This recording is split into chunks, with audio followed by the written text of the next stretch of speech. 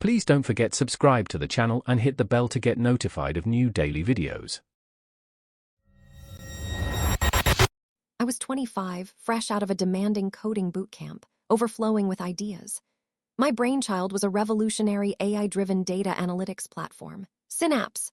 I poured my soul into it, sleeping little, fueled by caffeine and pure passion. I met Vincent Thorne at a tech incubator event. He was charismatic, a senior figure in the Bay Area startup scene, known for his visionary leadership. He saw my potential, or so I thought. He offered to mentor me, bring Synapse to market under his established brand, Thorne Dynamics, with a promise of significant equity and a co-founder title once we secured Series A funding. It felt like a dream. For 6 months, I worked tirelessly, sharing every line of code, every design document, every strategic insight with Vincent. He handled the business side, the pitches, the networking, while I perfected Synapse. I trusted him implicitly, especially after he insisted on an interim agreement that vaguely outlined our partnership, but promised a detailed founder's agreement, soon, once things are more concrete. Foolishly, I signed, my excitement blinding me to the vague clauses. Then the rug was pulled. Vincent called me into his office. He explained that Synapse wasn't quite ready, that he'd decided to go in a different direction. My access to the shared development environment was revoked. 2 weeks later, Thorne Dynamics launched Neuralink Pro, an AI platform that was unmistakably, unequivocally, my Synapse, rebranded and slightly tweaked, with Vincent Thorne listed as the sole inventor and CEO. My name was nowhere. My dream, my future, everything I had built, stolen. I was left with nothing but crippling debt from living in Silicon Valley and a crushing sense of betrayal. The interim agreement was worthless, written to protect him, not me. It felt like I'd fallen from the top of a skyscraper, my career shattered, my trust obliterated. The initial shock gave way to a cold, burning rage.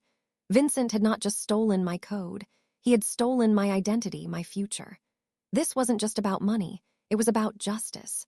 I remembered every late-night coding session, every email exchange, every time-stamped commit to our private repositories before Vincent locked me out.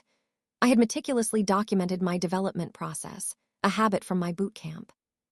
Every iteration, every bug fix, every feature add was logged, sometimes with little notes to myself. Crucially, I had kept a personal, encrypted backup of all my original source code on an external drive, complete with digital signatures and creation dates predating Vincent's launch. I even had a few Easter eggs, obscure, non-functional code snippets unique to my personal coding style, embedded deep within the core architecture of Synapse, which would now be in Neuralink Pro. My plan was to prove, beyond a shadow of a doubt, that I was the true architect. I started quietly compiling everything. Then, I sought out Amelia Davies, a legendary intellectual property attorney known for dismantling tech titans who thought they were untouchable.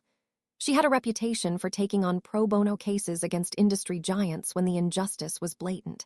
My case, she said, was textbook theft and had the potential to set a precedent. Amelia was a force of nature. She meticulously reviewed my evidence, the time-stamped code commits, my personal design documents, my journal entries outlining the algorithms, early investor pitch decks that clearly featured my name as lead developer, and even my encrypted personal backups. We filed a massive lawsuit against Thorne Dynamics and Vincent personally for intellectual property theft, breach of contract, and fraud. The tech community initially dismissed it as a disgruntled former employee tantrum, but Amelia had a flair for the dramatic and the strategic. During the preliminary injunction hearing, she presented my evidence in a way that left no room for doubt.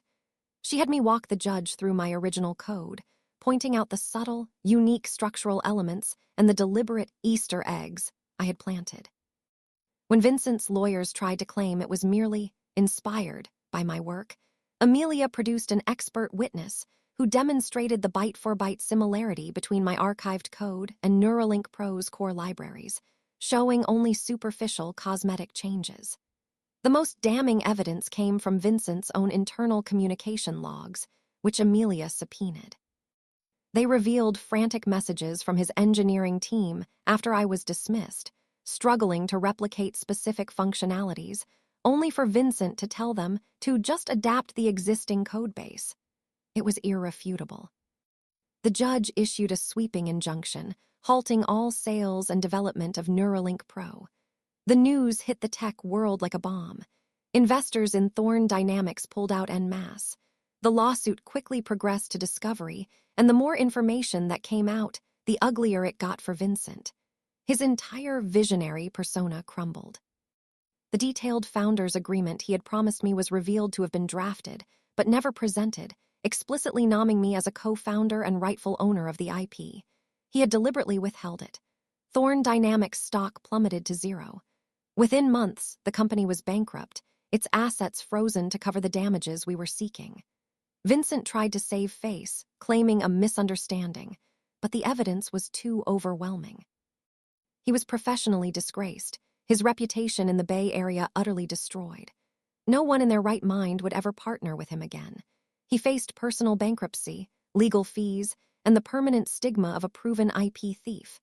I received a substantial settlement that not only covered my lost earnings and legal fees, but also provided capital to launch my own company, with Synapse back under my full control. I was vindicated. It wasn't just about the money. It was about seeing him lose everything he had stolen from me, and more. Some wrongs can't be forgiven, only rectified.